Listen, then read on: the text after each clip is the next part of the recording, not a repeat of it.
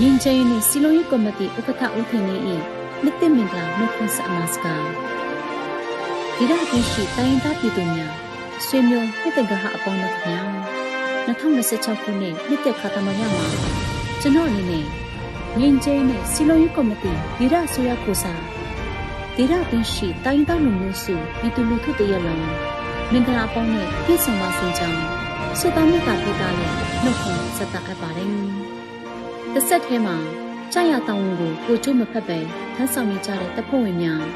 ရဲတပ်ဖွဲ့ဝင်များနဲ့ဒီရဆိုရဝန်ထမ်းများမိသားစုဥယျာဉ်တော်ကြီးကိုကောက်ကိုဆောက်ရှောက်ဖို့ရဲရဲဝံ့ဝံ့တောင်းဝန်ထမ်းရွက်နေကြတဲ့ပြည်သူစစ်တပ်များဒီရနဲ့တိုင်းသားပြည်သူများအတွက်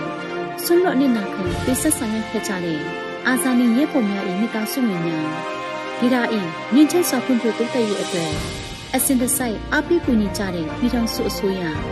တရုတ်နိုင်ငံအဆင့်တည်တည်မှဒေသန္တရအစိုးရများညီနောင်ဖွဲ့စည်းများနဲ့လူမှုတိုင်းဝအတွင်းရှိမိတ်ဆွေများအားလုံးကိုလည်းလေးစားမှုနဲ့အတူအမှန်တကယ်ပင်ကျေးဇူးတင်ရှိပါကြောင်းအလေးအနက်ပြောကြားလိုပါတယ်2025ခုနှစ်ဟာဒုတိယအတွက်စိန်ခေါ်မှုတွေအကြားရှိဆက်ချစ်သက်ရပြီးတည်ငြိမ်မှုကိုဖြစ်တဲ့ရင်ဖွံ့ဖြိုးတိုးတက်မှုကိုတည်ဆောက်ခဲ့ရတဲ့နှစ်တစ်နှစ်ဖြစ်ပါတယ်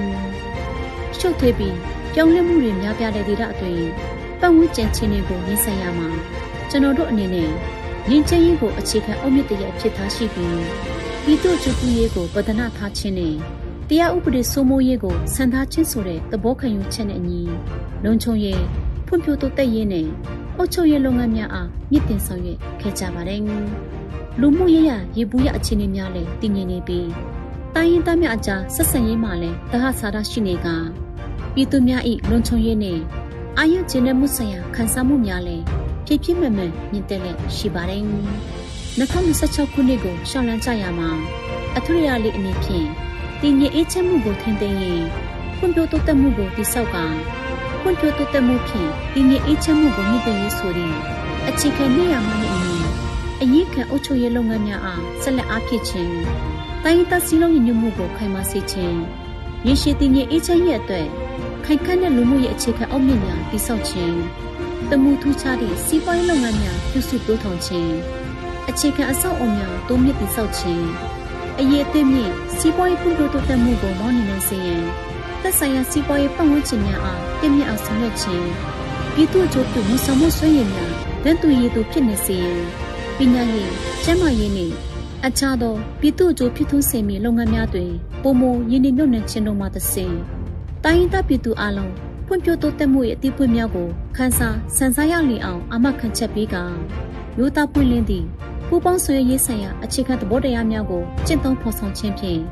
အိမ်နီးချင်းဒေသများနှင့်နိုင်ငံတကာအတိုင်းအဝိုင်းတို့နှင့်လက်တွေ့ဆန္ဒအပြန်အလှန်ဆက်ဆံရေးကိုမြင့်တင်အားဖြည့်ပြီးအပြန်အလှန်ယုံကြည်ခြင်းနှင့်အကျိုးတူဖြစ်ထွန်းခြင်းအခြေခံဖြင့်ကျွန်တော်တို့ရဲ့ဖွံ့ဖြိုးတိုးတက်ရေးနယ်ပယ်ကိုချက်ထွင်သွားမှာဖြစ်ပါတယ်အထူးရလေးအတွင်းရယူအောင်မြင်ခဲ့ကြတဲ့တမိုင်းမှတ်တမ်းတိုင်းဟာကျွန်တော်တို့တိုင်းသားပြည်သူတရက်လုံး၏မြင့်အမျှော်မြင့်နဲ့ကျိုးပန်းဆောင်ရွက်မှုဆိုင်ရာတက်တည်ထောက်ထားများဖြစ်တယ်။အနာဂတ်မှာရှောင်လန်းကြရမယ့်ခြေလှမ်းတိုင်းအတွက်ကျွန်တော်တို့အားလုံးတွဲလက်ညီညီရှိကြရပါမယ်။ရင်းချမ်းရေးကိုအကြောင်းမဲ့ရယူနိုင်ခြင်းမရှိသလိုဖွံ့ဖြိုးတိုးတက်ရေးကိုလည်းလက်တွေ့ကျိုးပန်းဆောင်ရွက်ခြင်းဖြင့်သာအရယူနိုင်မှာဖြစ်ပါတယ်။အခုလိုနှစ်သက်အခါသမယမှာကျွန်တော်တို့အားလုံးရဲ့မိသားစုဥယျာဉ်တော်ကြီးတွေလည်းခန္ဓာထေဝတည်ငြိမ်အေးချမ်းပါစေကြောင်းတိုင်းသားလူမျိုးစုပြည်သူလူထုတရက်လုံးလည်းပျော်ရွှင်ခြင်းနဲ့ပြီးလူဤဆန္ဒတွေပြည့်ဝပါစေကြောင်းလူမှုအတိုင်းဝအတွင်းမှာဆွေမျိုးမြတ်တကားအပေါင်းတို့လည်းကောင်းကျိုးအဖျားဖျားပြည့်စုံကြပါစေကြောင်းဆုမွန်ကောင်းတောင်းအပ်ပါတယ်